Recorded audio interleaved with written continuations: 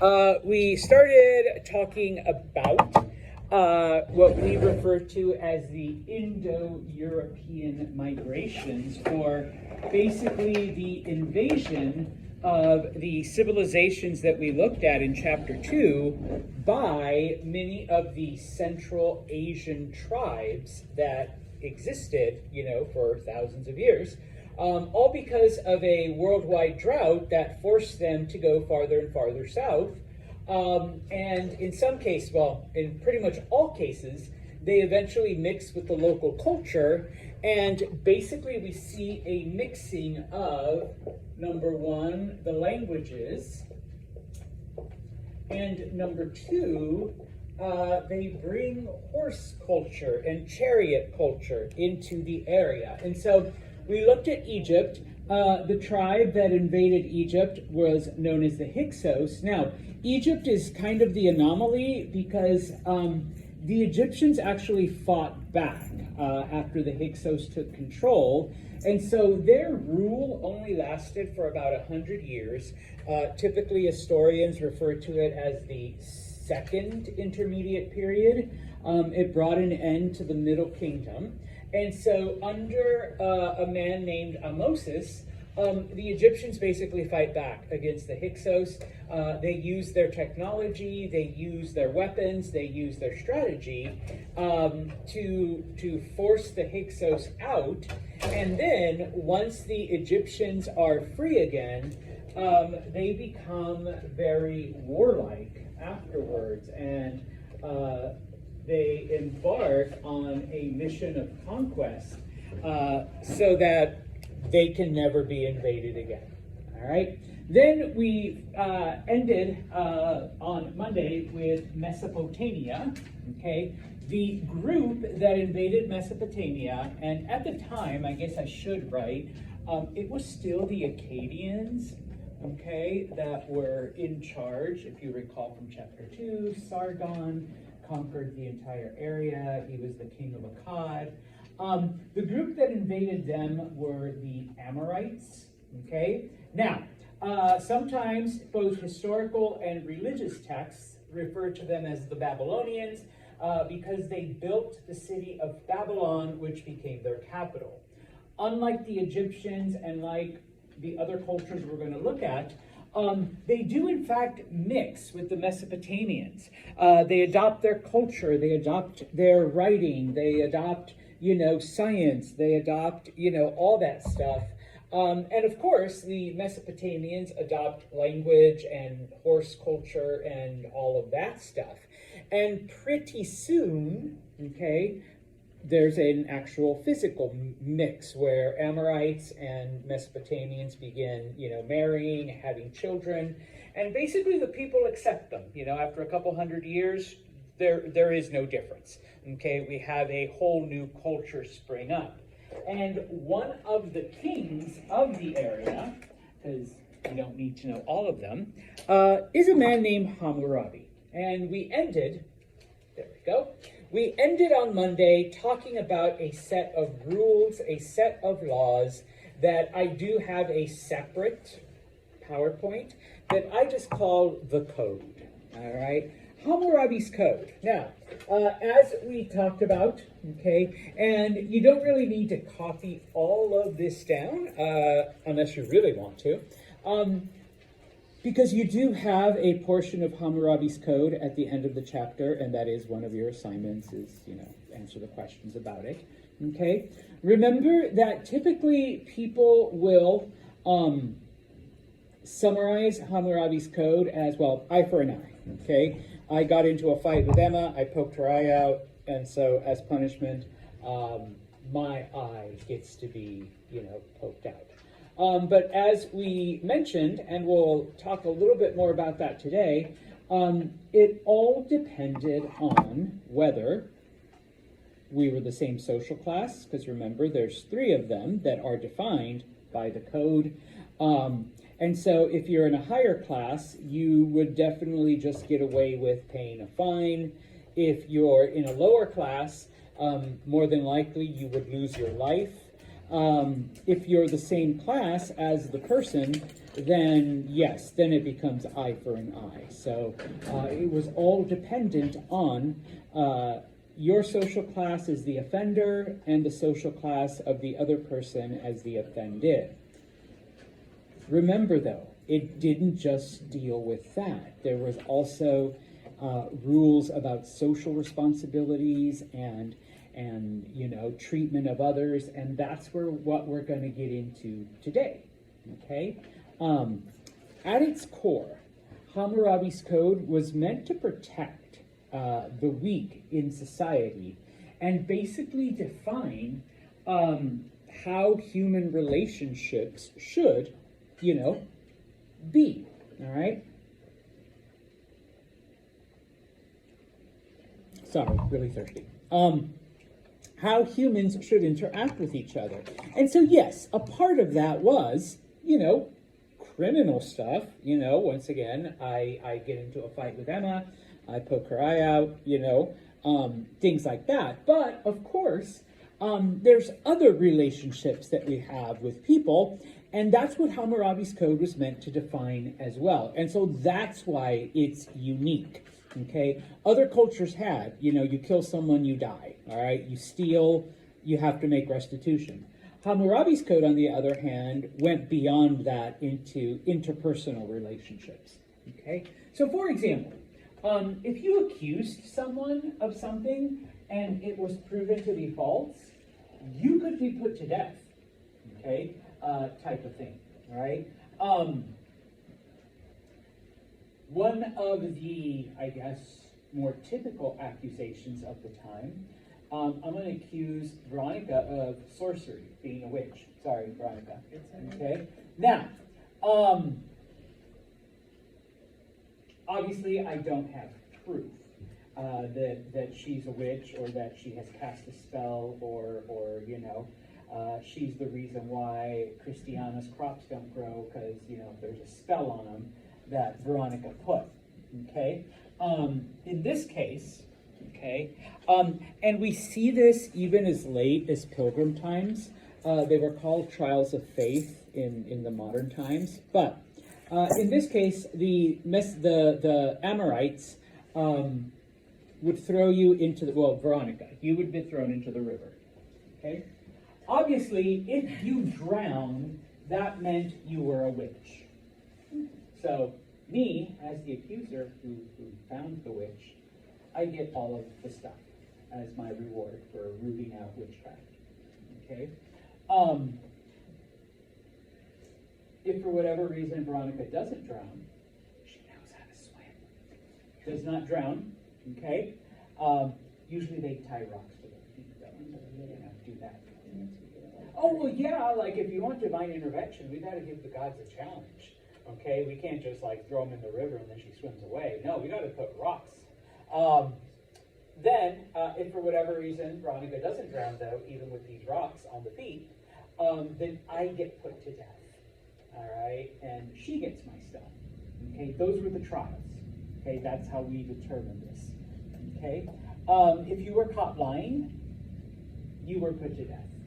Okay, so basically lies were enough to put you to death. If you conducted a sale, any kind of business transaction, and there was no receipt, okay, the other person could accuse you of theft because where's your receipt?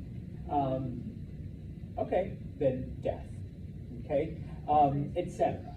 Okay, so there was a lot of other things, all right? FYI, the favorite method of the Amorites, the Mesopotamians, of putting people to death was throw them in the river, okay, with stuff on their feet. They had 2 rivers, all right, plenty of places to throw accused people. One of the things, and don't think I'm sick, maybe I'm a little sick, about history, you see different cultures had their way of like the French and the guillotine, all right, off with your head. The ancient Israelites would stone you to death, and I don't mean they'd be like, smoke this, damn it, smoke it until you die. No, you would stand, yeah, that would, yeah, they're smoking it. No, they would throw rocks at you until you died. Okay, There's hangings, there's, electric chairs, there's like all of that stuff. When we study the Romans, and no offense to you Christians, it wasn't just Jesus that was put up on a cross. Everybody. Yes, when the Romans executed someone, they went on a cross too. Yeah, that was the thing. Okay, so it wasn't just like, oh, because he was, special, he was Jesus. No, everybody got thrown up on a cross and killed that way. Okay, so, but anyways, their preferred method was throwing you in the river. All right, now, couple other things. If you help a slave escape, you die. If you hide a slave, you die. Okay, because it was considered theft. All right, if you find a slave and you return him to the slave owner, then you got 2 shekels of silver. Okay, yeah. Returning slaves to people has always been, pretty rewarding. All right. If you are renting a field and your crop doesn't die, your crop dies, all right, thanks to Adad, you are still responsible for somehow paying the landowner for whatever. Okay. Even though it really wasn't your fault that the storm god did. Well, technically it was, because what did you do to make the storm god angry that he came and destroyed your crops? Okay, so you need to pay back. Okay, ladies, if you had a side piece, okay, and you were caught with your side piece, then you and your lover were both thrown into the river. Oh, I was just reading husband. Yeah. Now, if your husband was willing to take you back, then just your lover gets thrown into the river. So if like a man or a king had a lover that was okay. Yeah, that was normal. Oh, okay. Just don't get caught if she was married, though. Oh, got it. Yeah, and I'm sorry, ladies, that's because you were the other man's property, and so it's kind of like considered like theft, type of thing. All right. If you rape someone, you die. Okay. Ladies, here's another one. If you were accused of adultery and it was proven false, okay, like no, you never cheated on your husband, it was still expected that you would commit suicide. You would throw yourself in the river. Yes, to protect your husband's honor. Okay. You're like, sorry, nope. But in this case, yes. All right. And of course, remember, the preferred method of death is drowning. So you would you would tie a rock to yourself and throw yourself in the river. All right. Now, yes. What happened if you defied any of these punishments? Like, I don't want to drown. Well, then you would be captured and drowned anyways. Yeah. Now, ladies, once again, I'm sorry. Okay. They do have the concept of maintenance. Okay. Someone was always responsible for you from the moment you were born. Okay. Your father obviously took care of you and answered for you. Once you got married, it was your husband who took care of you and answered for you. And then even if your husband died before you, which statistically is basically what happens, women live longer even back then, okay, your eldest son was now responsible for you, okay? So you never truly had, freedom or independence or anything like that, okay? Gentlemen, yeah, you were always, whether as a dad, a husband, or if you were the eldest son, you always had responsibility for your mother, your wife, your sisters, your daughters, etc. Okay? Now, they even had rules about men in battle, okay? Because, you're the ones that fought, okay? If your husband is captured, okay, you're supposed to stay. No, I'm sorry. If your husband comes back, goes off to war, and comes back either injured or whatever, okay, you do not go to another man, okay. if you do, because my husband's now crippled and can't give me children, then you were killed, okay? Because it was considered adultery, okay? If your husband does not come back, okay, he's killed in battle, then it's okay. You can get another husband, okay? Because your first husband died honorably, okay?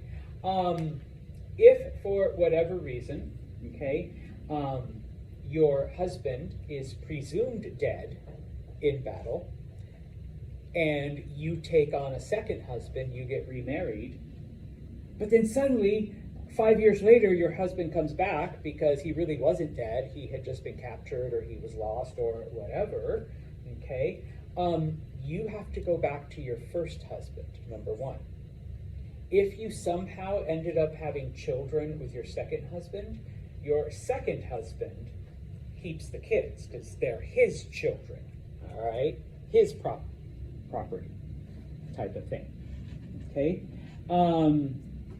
If your husband had been found out as being a coward in battle and ran away or deserted the army or whatever, even if he does return, you are allowed to marry another man, because why would you want to stay with a coward? Okay, someone who wouldn't fight for his own country. Okay, so once again, more than just eye for an eye. All right, there was this whole complex system of what ifs, and any and other possible outcomes that could come from it. Okay. Here we go. Ladies, you get sick. You get some kind of cancer. All right. Your husband can marry another woman even while you're still alive. Okay. You're sick, but but he must take care of you. He can't just throw you out on the street and be like, nope, I already found a second wife. All right. No, he can find a second wife, but he still needs to make sure you're okay. Until you die. All right. Now, if the sick wife says, no, I don't want to be around, watch him with wife number 2, whatever. I don't need him to take care of me. I've got, other family that will take me in. Then husband needed to give her enough money, all right, to survive, to live, until she died. Okay. And then, all right. Okay. Now, originally, the word nurse comes from the fact that these women breastfed other babies. It's this weird human thing. I don't know why, or at least in the upper classes, it was considered too much being like an animal, or, below women of the upper class to breastfeed their own children. So they always had a nurse, someone who would come, it was called a wet nurse, but a nurse who would come in and feed your baby for you, okay? Because as upper class women, you were too good for that, okay? Lower class women, that's fine, okay? Whatever, that's why they're low class, all right? Because they're the ones that can breastfeed, okay? Now, if somehow you as the nurse kill the baby, all right, but then you don't want to be found out and you kidnap another baby to replace it, you get the girls cut off, all right, because now you can never be a nurse again, all right. It's she's already killed a baby and tried to substitute a different one time. What's to stop her from doing it again? Okay. Whenever I see rules, and it's not just these things, but even in modern times, I'm always like, okay, what the fuck happened that we have this as a rule now? All right. Emily's like, who did this the first time that said we need a rule against it? And so I'm like, okay, who did that 10,000 years ago so that Hammurabi says, oh, by the way, if a woman is feeding your baby and she kills it by accident and then kidnaps another baby and tries to pass it off as yours, type of thing. Yes, someone doing, whatever. Okay? Now, going deeper into the whole eye for an eye. Okay, and now this just didn't apply to like random people, whatever. Okay. Also, other things. Okay. For example, as a child, and in this case, this would apply to you guys because women were, I guess, conditioned to be submissive to no matter what. But gentlemen, guys, you get mad at your dad, okay? You talk back to him, or you hit your dad, okay? You hit your father, you start losing fingers. Okay, that was your punishment because you shouldn't be disrespectful to your parents. That's the craziest thing. Okay. It's like, you hit me one more time, I'm gonna cut your finger. That's right. It's like, once the authorities find out, okay? Now, of course, what everyone thinks, and we briefly talked about it on Monday, you somehow blind someone or poke someone's eye out goes your eye. Okay? You break someone's arm, your arm gets broken. Okay? Now, okay. Once again, though, it all depended on whether equal class, upper class doing it to lower class doing it to upper class. So it depended on the class of the offender and the class of the offended. Okay? If you're a freeman, all right, which is at the top, all right, so if they were the one class below you, the dependents, okay, you just had to pay. I break Emma's arm, and Emma is of the lower class. I just have to pay her silver. All right. Sorry about your arm. All right. Here you go. Here's some silver. Honestly, I don't remember how much a manna of silver was, but here's some silver. Go get a cast. Go buy a cast, whatever. And there you go. Okay. If the victim was a slave, so I broke the slave's arm, I have to go to the owner and say, I am so sorry, Emily, for hurting your slave. How much do I owe you? It's like, well, it cost me 30 pieces of silver, so 15. All right, so I have to give Emily 15 pieces of silver for hurting her slave. Okay? So it's basically the logic of, in today's age, is like, you break some of my property, how much do I owe you? Yeah. Do we see that today? If you're wealthy, I mean, you can pay whatever off, I mean, it just happens, okay? And so, I put a couple other examples, okay? Obviously, eye for an eye, tooth for a tooth, okay? So equal rank, you lose your tooth. Freeman, okay, so sorry, Emma, I knocked out your tooth. In this case, though, you only get 1/3 of a manna of silver. So I guess losing a tooth was worth just a teeny tiny bit less. A lot less than breaking an arm. Why would it be less? What do you need your arms for? Work. Yes, I have damaged her livelihood temporarily. You lose one tooth. I mean, come on, you got 31 other ones. All right, you can still eat. You just gotta chew on the other side. Okay. So you're fine. Just walk it off. All right. Rub some dirt on it. Okay. And like I said, there's 31 other teeth there. Just chew on this side of your mouth. All right. Now, if it's going the other way, okay. So now I'm the dependent and Emma is the freeman. Okay. If I damage her, okay, arms, legs, teeth, whatever, okay, I get whipped in public 60 times, okay, with an oxtail whip. All right, so 60 whippings. Okay, I can't buy my way out. All right, I'd be like, just break my arm. No, just break it. Come on. No, you get 60 whippings. Okay, for assaulting someone of a higher class than you. If you were a slave, death. It's just automatic death. Okay. Sorry that your slave assaulted Emma, but Emily, yeah. All right. You should have trained your slave better. Okay, type of thing. Okay. Now, I've talked about this before, But we actually see it now more, okay, in this part of the world. Slavery has existed basically since the beginning of time, all right? Since, humans were humans and having relationships with each other, okay? And it doesn't matter which society we look at, they all had slavery. Yes? I looked it up, and the manna in today's money would be like $1.42 per gram. Okay.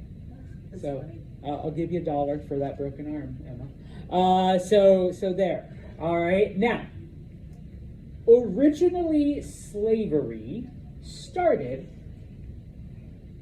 One city goes to war with another city. The losers become the slaves. Okay. It did not matter color or race or anything like that. The idea of slavery being associated with skin color and all of that, no offense, Euro-Americans, it started when Europeans started exploring Africa, type of thing, all right? So that isn't like a concept that comes up until like, I don't know, like the 1400s, okay? Before that, anyone could be a slave.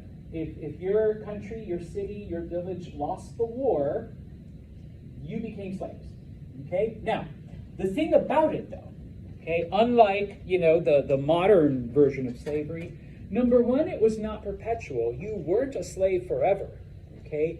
There were many ways that you could buy your freedom, okay? And many slaves did, all right? Also, if you were captured, okay, or if you were on the losing side, you became a slave, okay? Sorry, Emily. But, as a slave, Emily, meets another hot slave, and they have slave babies, okay? The children didn't lose the war. Mom and dad did, okay? So, your children were born free, okay? So while mom and dad might still be slaves to, whatever city, their kids would be free because, they weren't the ones that, had lost the war. And in many cases, the children might come back and, buy their parents' freedom, at some point later in life. Okay? Now, this was the concept of slavery for a long time. Eventually, though, we get the idea of debt slaves. Okay? Once humanity develops, a concept of money and currency and the fact that you can, borrow from people and with the expectation that you're going to pay back. Okay, now this is thousands of years. It isn't just simple, I give you 3 apples, you give me a chicken, and whatever. Or I give you 2 pieces of silver, you give me half a chicken, and boom, we're good to go, type of thing, like basic commerce.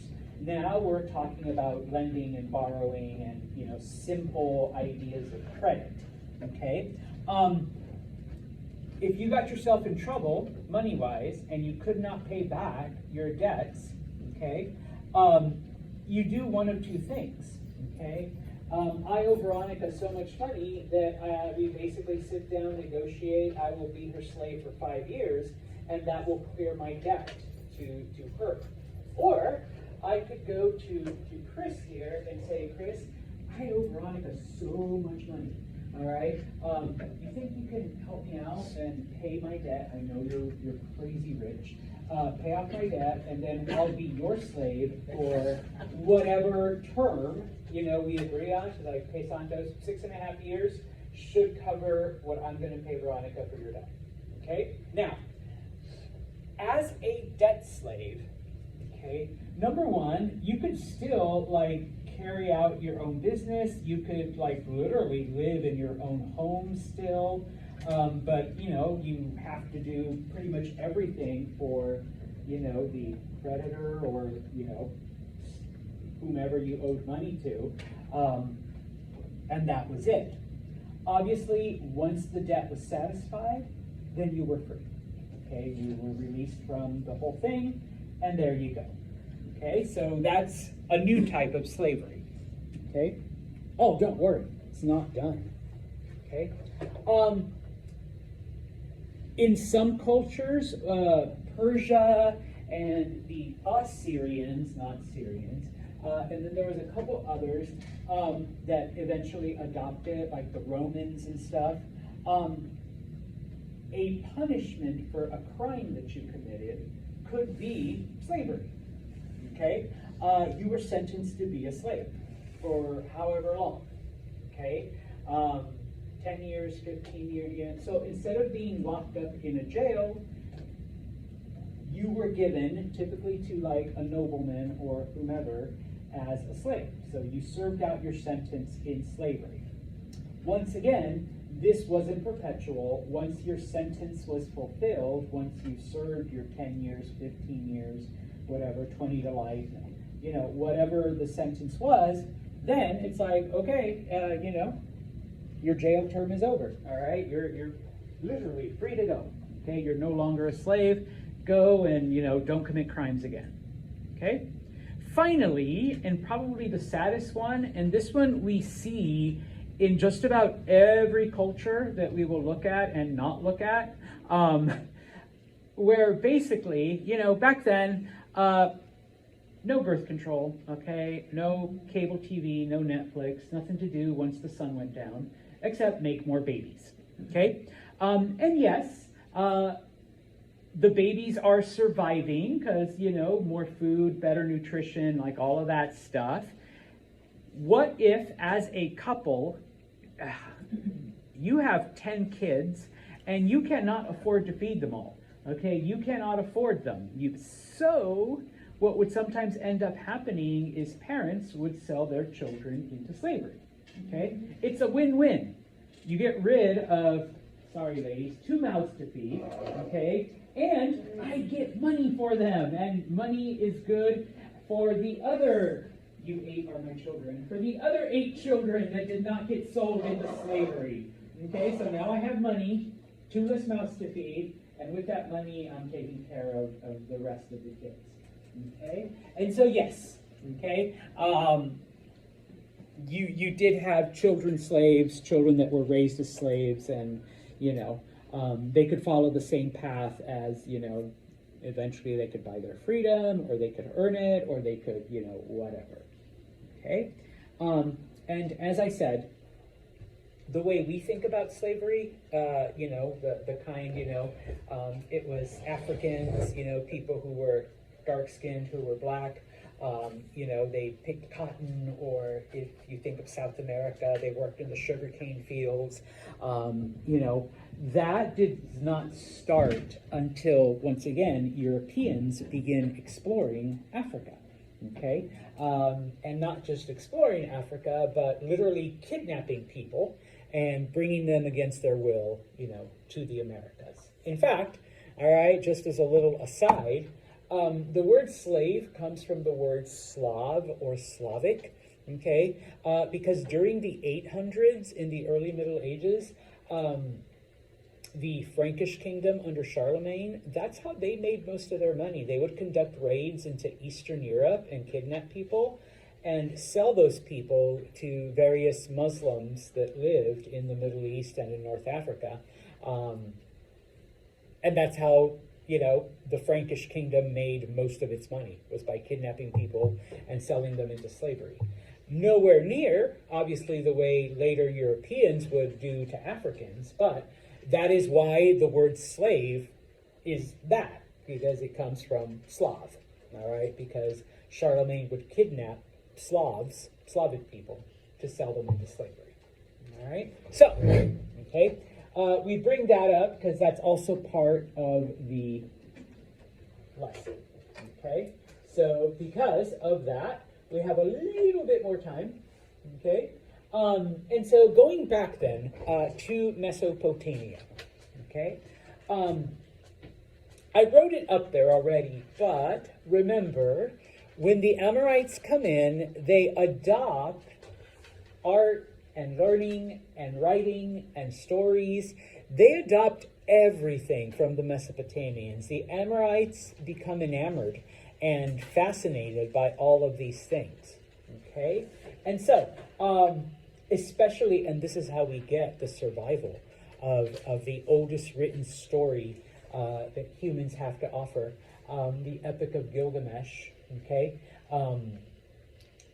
we believe it is during the Amorite period that the story of the Great Flood is added. Just because, you have the early parts of the Epic of Gilgamesh, and then you have the story of the flood, and it just like feels different, all right? And so they think that, later on, the Amorites included this part, okay, and stuff. And just in case you wanted to know, Gilgamesh was supposedly one of the kings of Sumer, and he's like a really angry king, a really like bad king, and the people start praying to the gods, like, please help us, our king is like horrible. And so the gods send a man named Enkidu to become his BFF. And so like at first they fight each other, but then they, have mutual respect because, it's a tie, they're both really skilled. And so they go off on adventures, they go hunting, they go do all kinds of weird shit together. And then at some point Enkidu dies. And so Gilgamesh is really sad, and he goes back to being a bad king, destroying things and killing people and whatnot. And so it's kind of sad. And then just randomly, you get the story of the Great Flood, which is why people think, that was added much later, because it kind of doesn't go with the whole narrative of Gilgamesh and Enkidu, having bro adventures together, type of thing, and stuff like that. So, now, a couple of things then, and I think I have maybe one more slide after this, two more slides, about the Amorites. Number one, okay, one of the things that when the Amorites and the Mesopotamians mix, okay, is we begin to see the beginning of taxation amongst people, all right? Now, granted, bless you, many groups were already collecting, from the people to maintain.